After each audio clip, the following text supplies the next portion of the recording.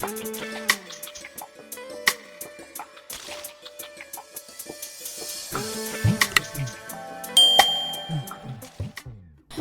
நண்பர்களே, உங்கள் எல்லாரையும் ஒன் ஸ்டாப் தமிழ் சேனலுக்கு வரவேற்கிறேன்.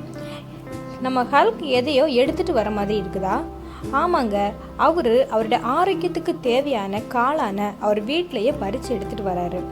இதில் நிறைய சத்துக்கள் இருக்குது. நார்மலாக ஒவ்வொரு காய்கறிகளுக்கும் ஒவ்வொரு சத்து இருக்குது. ஆனால் இந்த காளானுக்கு மட்டுமே எல்லா காய்கறியில் இருக்க சத்துக்களுமே இதில் ஒன்றா அடங்கி இருக்குது. அதுவும் விட்டமின் டி அப்படிங்கிற சத்து ரொம்பவே இருக்குது. நேற்று பெஞ்ச மழையில் இன்னைக்கு முளைச்ச காளான் அப்படின்ட்டு நம்ம பெரியவங்க சொல்கிறத நம்ம கேள்விப்பட்டிருப்போம்.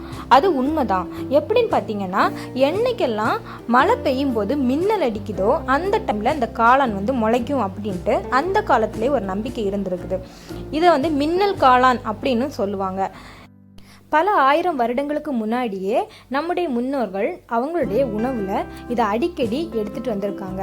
இன்றைக்கி நம்ம பார்க்க போகிற டிஷ்ஷும் எல்லாரும் பண்ணுற மாதிரி நம்ம கிரேவி பிரியாணி பண்ணாமல் இந்த காளானை வச்சு அந்த காலத்தில் பண்ணின மாதிரி ஒரு பொரியல் தான் பண்ண போகிறோம்.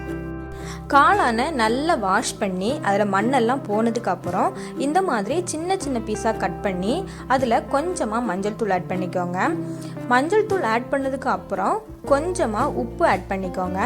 இந்த உப்பு மஞ்சள் தூளில் இந்த காளானை நல்லா ஒன்றா மிக்ஸ் பண்ணி ஒரு 10 மினிட்ஸ் நம்ம அடுப்பில் வச்சு வேக வைக்க போகிறோம்.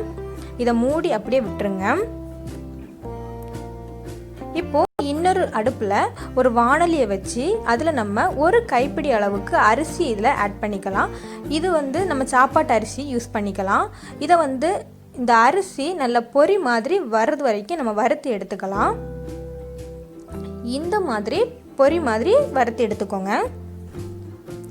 இப்போ இதை நம்ம ஆற விட்டு நம்ம மிக்ஸி ஜாரில் போட்டு பவுடர் பண்ணி எடுத்துக்கலாம். இங்கே நான் வச்ச காளான் கொஞ்சம் குக் ஆகிடுச்சு. ஒரு 10 மினிட்ஸ் நம்ம வேக வச்சா போதும். அடுப்பில் கொஞ்சமாக எண்ணெய் ஆட் பண்ணிக்கோங்க. இது எண்ணெய் வேணாலும் நீங்கள் யூஸ் பண்ணிக்கலாம். எண்ணெய் ஹீட் ஆனதுமே கட் பண்ணி வச்சுருக்கிற வெங்காயம் கருவேப்பிலை ஆட் பண்ணிக்கலாம். இதில் நான் பெரிய வெங்காயம் 1 யூஸ் பண்ணியிருக்கிறேன். கூடவே பூண்டு 8 பூண்டு சின்ன சின்ன பீஸாக இந்த மாதிரி கட் பண்ணி அதையும் இது கூட ஆட் பண்ணியிருக்கிறேன். இந்த பொரியல் பார்த்திங்கன்னா 80 வருட பாரம்பரியமான ஒரு பொரியல். எங்கள் மாமாவோட அம்மா அவங்களுடைய காலத்தில் இந்த பொரியலை செஞ்சு கொடுத்துருக்காங்க. இது ரொம்ப டேஸ்ட்டாக இருக்கும். இதுக்கு கூட நான் முருங்கைக்கீரையை கட் பண்ணி வச்சுருக்கிறேன். இது கொஞ்சமாக இதில் நம்ம ஆட் பண்ணிக்கலாம்.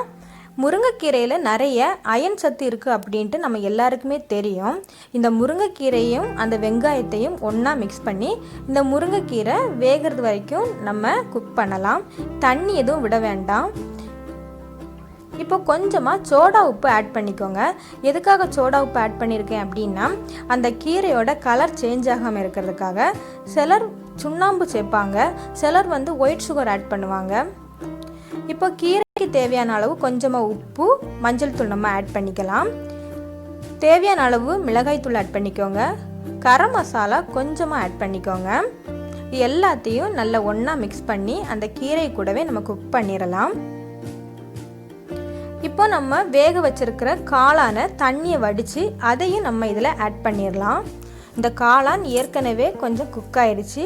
இப்போ இந்த கீரைக்கு கூடவே நம்ம சேர்த்து மிக்ஸ் பண்ணிக்கலாம். இதையும் நார்மலாக நம்ம காளானில் பிரியாணி கூடவே கிரேவி இந்த மாதிரி பண்ணுவோம். ஆனால் இது பார்த்திங்கன்னா ரொம்ப சூப்பராக இருக்கும். நீங்கள் ஒரு வாட்டி செஞ்சாலே திரும்ப திரும்ப இந்த மாதிரி செய்வீங்க. இப்போ நான் பவுடர் பண்ணி வச்சுருக்கிற அந்த அரிசியை இதில் ஆட் பண்ணிடலாம். எனக்கு இந்த காளான் மழை பெஞ்சனால எங்கள் வீட்டுக்கு முன்னாடி ஒரு அக்கா அவங்க வீட்டில் முளைச்சிச்சு அப்படின்ட்டு கொடுத்தாங்க. நீங்கள் கடையில் உள்ள காளானை வேணால் கூட வாங்கி பண்ணிக்கோங்க.